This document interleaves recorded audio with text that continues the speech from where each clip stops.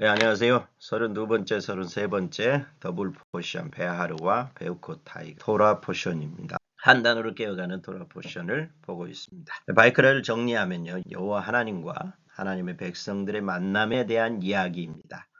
코르반, 에시하, 미즈베하의 제단에서 태워지는 코르반을 통해서 여호와의 영광이 나타나죠. 여호와의 영광이 나타나는데 아들을 통해서만 하고 그 아들 예슈아를 또 잉태하는 존재인 하나님 백성들을 통해서 하죠. 그리고 그 아들은 하코엔, 하메조라, 나병을 죄를 짊어지는 그 하코엔으로 나타나시고 또 우리를 제사장 삼으시죠. 그리고 그의 피로 지성소에 들어가시고 하늘 성소에 들어가시고 아사셀 염소가 되어 우리의 죄를 짊어지고 광야에서 죽으셔서 우리를 영원한 생명을 지닌 존재로 바꾸시죠. 그러므로 그의 아들 예수와 그 아들의 생명을 가진 거룩한 존재를 삼으셔서 하나님의 거룩함을 우리 가운데 드러내시죠. 하나님의 거룩함을 가진 존재로서 우리를 거룩한 존재로 만드시죠. 그리고 하나님의 영광을 드러낼 수 있는 신적 존재가 되어 드디어 에모르 하나님의 말씀을 통해서 우리 가운데 그 말씀을 실행할 수 있는 존재가 되죠. 하나님의 음식 코르반 즉 하나님의 음식을 드리는 자를 통해서 예모르 이루어진다라고 지난주까지 얘기했습니다. 예모르를 통해서 하나님의 나라를 이루어가는 모습입니다.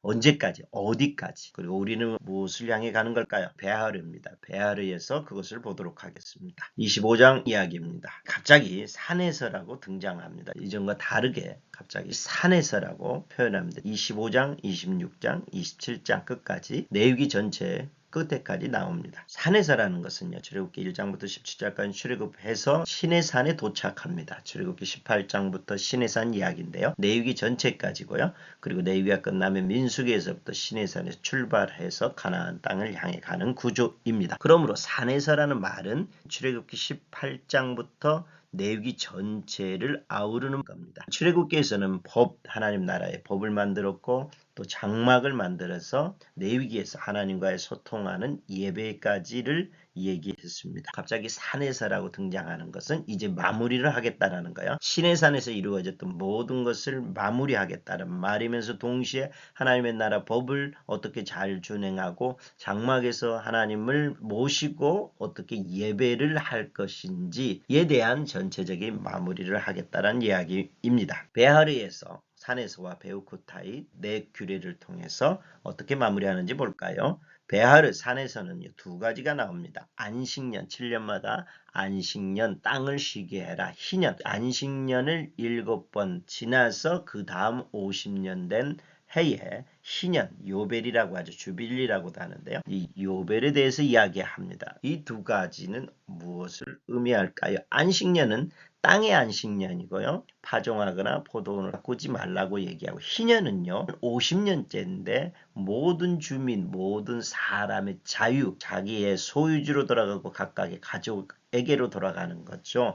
안식년은 가끔씩 있었어요. 그렇지만 희년은 한 번도 존재하지 않았던 것 같습니다. 그러므로 이 베하르에서는 안식년, 희년, 사람과 땅의 안식에 대한 이야기죠. 그러므로 한 단어를 푼다면 샤밧이 되겠습니다. 샤밧, 안식, 영원한 쉼, 자유, 그리고 하나님과 함께하는 그 샬롬을 얘기하겠죠. 산에서 일어납니다. 산에서 일어나는 이 샤밧은 언제요? 어디서 일어날까요? 산 이야기입니다. 에덴 동산, 시내산, 예수와를 통한 팔복산, 그리고 마지막 때 이기는 자리 가는 시온산까지를 이야기하겠죠. 그러므로 오늘 본문은 시내산에서 할 때 시내를 뺍니다. 그러므로 산에서 에덴 동산에서부터 시작돼서 시내산, 팔복산, 시온산까지 가는 여정이라고 생각합니다. 그러므로 오늘 산에서는 시온산을 향해 간다라고 얘기하겠죠. 초림 예수와께서 희년을 가져왔어요. 누가복음 4장에 보면 이사야의 글을 읽죠. 주의 성령이 내게 임하였으니 이는 가난한 자에게 복음을 전하게 하시고 내게 기름을 부으시고 나를 보내사 포로된 자에게 자유를 눈먼 자에게 다시 보게 함을 전파하며 눌린 자를 자유롭게 하고 주의 은혜의 해 희년을 전파하게 하려 하십니다. 이 글이 오늘 너에게 임하였다라고 얘기하죠. 예수께서 초림 때 희년을 가져왔지만 완성은 되지 않죠. 그러므로 희년은 언제 일어나요? 희년은 메시아 예수께서 다시 오실 때만이 가능하죠. 그때 이사야 61장이 완성되겠죠. 은혜의 해와 우리 하나님의 보복 심판의 날에 모든 슬픈 자를 위로하고 땅과 사람이 자유와 샬롬 가운데 들어가는 그날이 오겠죠. 희년은 곧 하나님 나라의 완성이고 희년의 기다림은 예수와를 기다림이죠. 이제 베우코타에서는요. 산에서 지금 마무리하고 있어요. 베하르와 베우코타리 두 주제로 마무리하는데요. 베하르에서는 시온산에서 이뤄질 것들을 얘기했다면 베우코타에서는 무엇을 얘기할까요? 이제 마지막 26, 27장까지 입니다. 산에서 이루어진 것들을 지금 얘기합니다. 출애굽께서는 법과 성막 그리고 내육이 예배였죠. 이제 베우코타에서는 마무리하면서 무엇을 얘기할까요? 베아르에서는 언제 어디였다면 베우코타에는 어떻게 하면 시내산에서 말씀하신 것 법과 장막 그리고 예배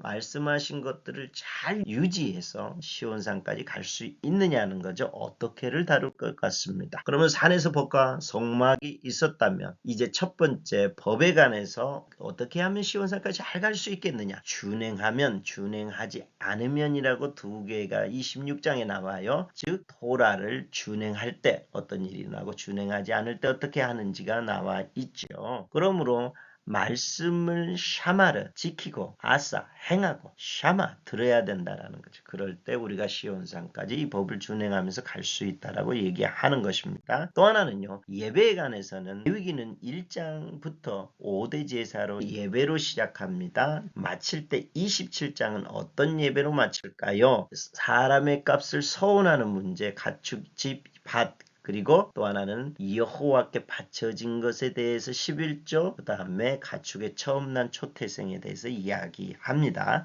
예배 부분에서 서원제와 처음 태어난 것 그 다음에 11조 바쳐진 것에 대해서 이야기합니다. 이것은 어떤 것일까요? 서원 네델이라는 서원에 관한 얘기고요. 또 하나는 여호와 것으로 결정된 것, 바쳐진 것, 헤렘에 대한 이야기입니다. 서원제 네델과 여호와께 바쳐진 헤렘 자호남으로 하나님의 것을 분명히 떼어놓음으로 시온산까지 갈 수 있습니다.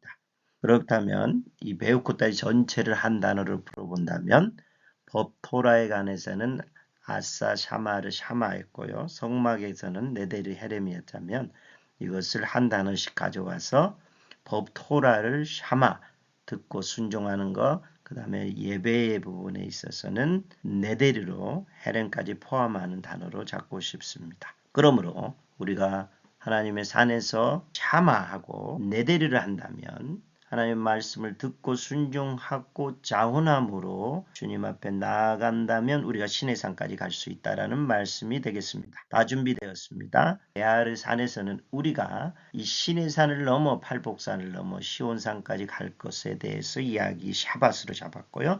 베우코타이에서는 하나님의 말씀 규례를 샤마 순종하면서 자원함으로 나아갈 때 우리가 시온산까지 갈 수 있다라는 것입니다. 산을 넘어서서 이제 다 준비되었고 이제 민수기 벤비드바르를 향해 나안을 향해 나아가게 될 것입니다. 다음 주는 벤비드바르 민수기가 됩니다. 감사합니다.